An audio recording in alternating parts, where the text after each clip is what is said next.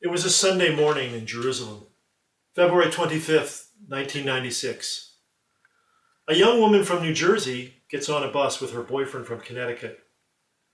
The two had been discussing marriage, but on this particular day they just wanted to take a break and visit an archaeological site.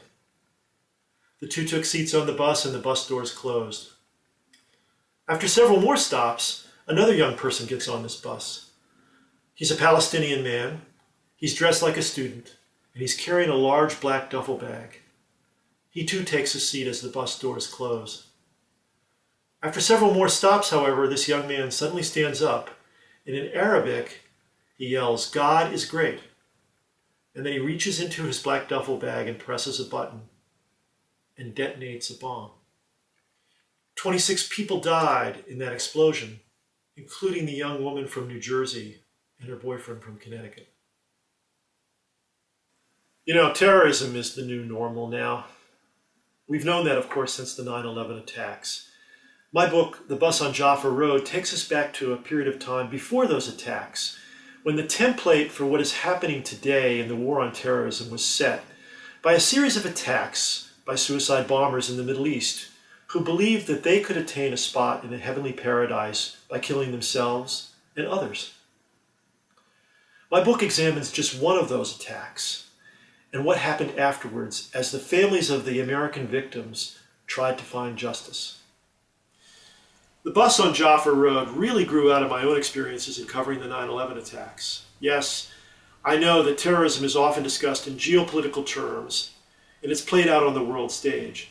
But as I came to learn after the 9/11 attacks, terrorism is really personal. Innocent people die. Parents lose children. Children lose parents.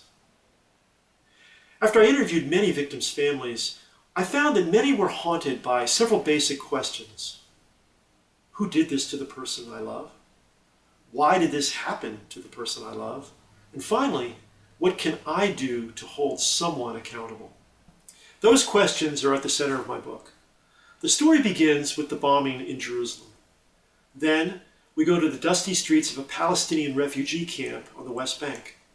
From there, we cross the ocean to Washington, D.C., to the White House, to the Justice Department, to the State Department, to Capitol Hill, and to a courtroom. We next go to the homes of the families of the victims. And finally, we go to a prison in Israel's Negev desert.